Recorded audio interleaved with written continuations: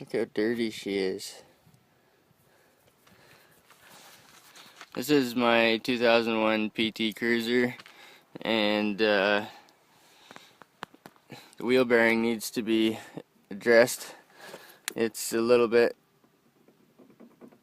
can you hear that? It's got a little bit of play, and when you turn it, it's got noise. And it goes, yeah, it's got a little bit of a slop into the bearing. So I took the brake drum off, and the brakes and everything are like brand new. Well, they're dirty, but they're in good shape. So yeah, I'm gonna take this cap off, take the hub and bearing off. And the new hub and bearing comes with the hub and everything, so I don't need to change just the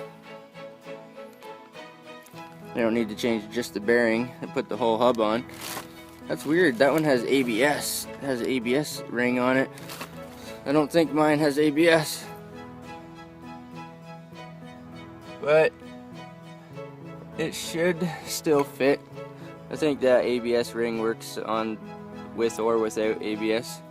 This vehicle, mine does not have ABS, but it should still fit.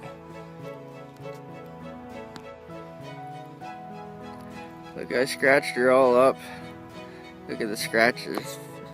I don't know if you can see it or not. The scratches going all the way down there. This weekend when I went to meet my brother at the camping spot at the lake, I drove down this trail where there's trees on both sides and scratched her all up. She's all dirty anyway. Zero Fox. Okay, I took the dust cap off, and I took this big nut off. It's 1 inch and 3/16. And now the hub and bearing should come off. So that's the old hub and bearing. You can see there's no ABS ring on the back. This is the new one here.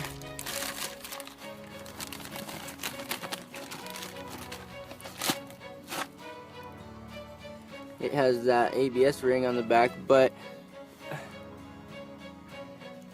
it should still fit and it should still work regardless. My vehicle does not have that, but that's okay. That means it's unnecessary, but that's no big deal. I can inspect other stuff while I'm here. Let's give my emergency brake cable a little squirt. Try not to get any lubricants on your brakes. Like, don't get any. If I was squirting WD-40, I wouldn't want to get any on my brakes. And now I can pretty much go ahead and put the new one on. This is your spindle that the bearing rides on. The spindle does come off, I think, 4 bolts there. I don't know if that holds the spindle and backing plate, but this one's in good condition, so I have no problem reusing that again. There is some surface rust and marks on it, but that can clean up. And then I'm gonna wipe that down, and the new one should just slide on, and then torque the nut.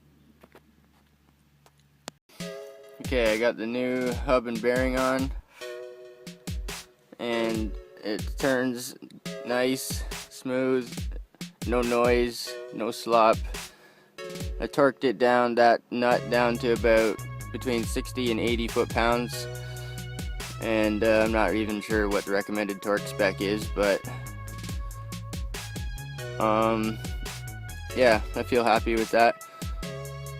And my muffler, that's my muffler right there. It looks like it's got a rust hole, or starting to rust on the seam there, so pretty soon it's going to be time to address the muffler. And now I can put the dust cap back on. I'm a little disappointed that it didn't come with a new compression nut and dust cap or locking nut, but yeah, I guess I can reuse those.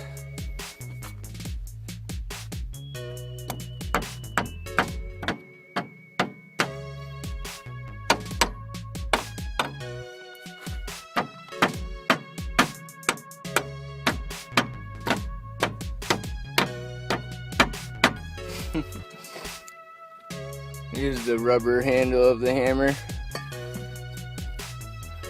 because these are kind of thin. They're just made of like thin sheet metal, these caps. So now I can put her back together.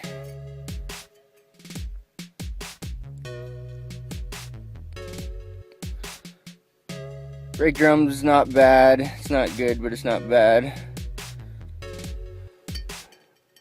And the pads, or the brake shoes, are good. They still got quite a bit of life on them, I suppose.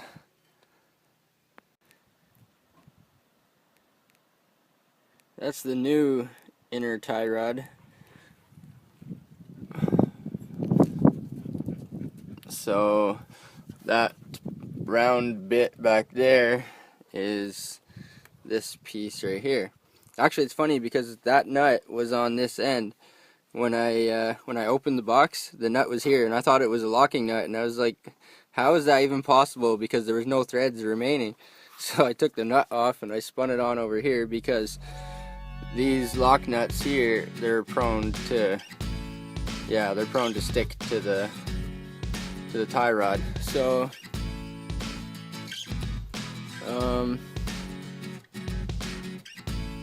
yeah, whoever assembled this from the factory, they put that nut, they put it on this end, and they had me confused there for a minute, just because I thought it was some sort of a set nut or a lock nut. But anyway, it is, but it's for this end.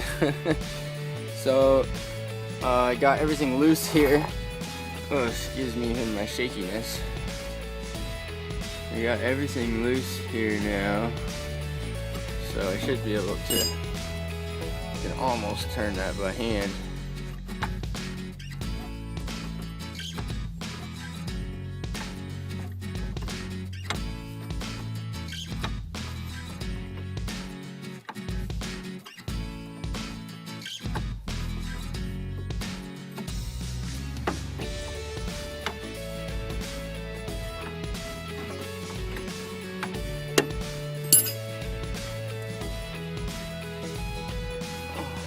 Nope, not quite.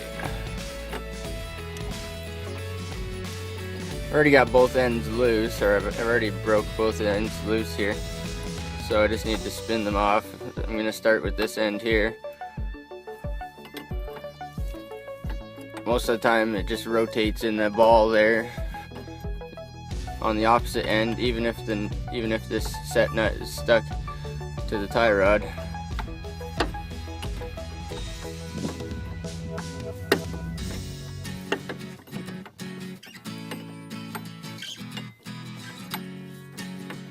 You can see they're starting to come apart there now, and it'll be more threads like that. Hopefully there's not that much left.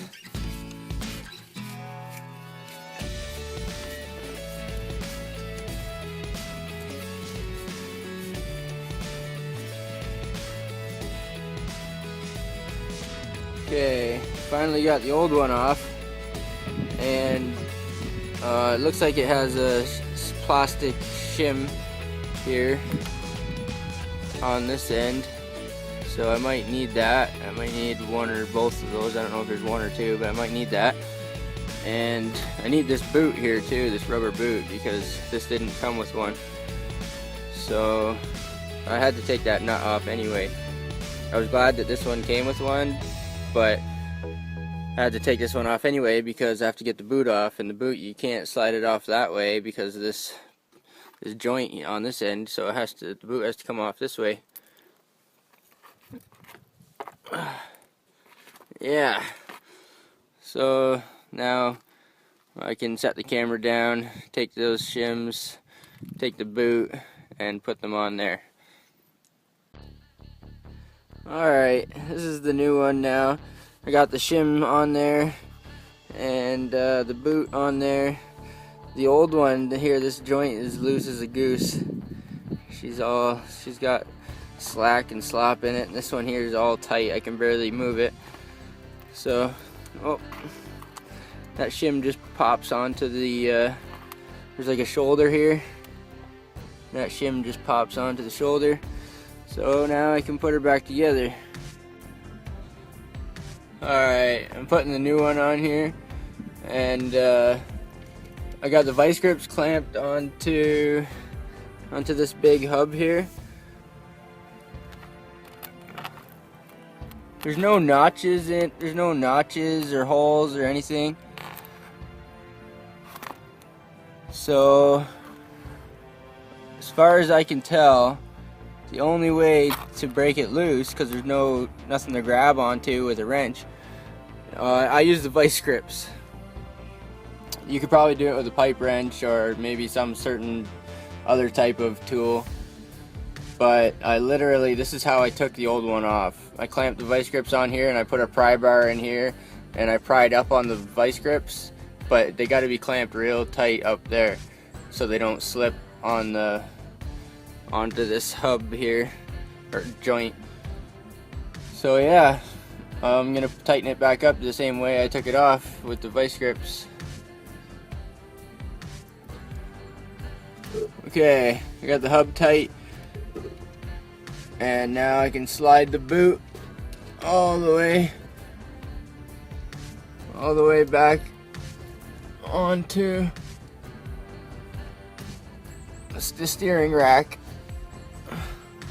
And there's a little clamp here that goes before your set nut, so you can clamp that boot. And now this part should spin freely inside of the joint, so now I can set my alignment as best as I can.